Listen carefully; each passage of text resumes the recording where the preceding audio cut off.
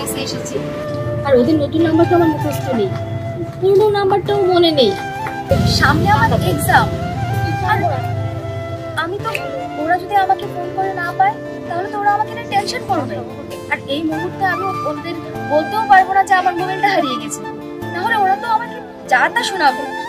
ও ঠিক কথা, একটা কাজ করতে পারো দুর্বা, আমার তো দুটো মোবাইল, তোমাকে যদি একটা মোবাইল দেই তাহলে মোবাইলের প্রবলেমটা সলভ হয়ে যাবে।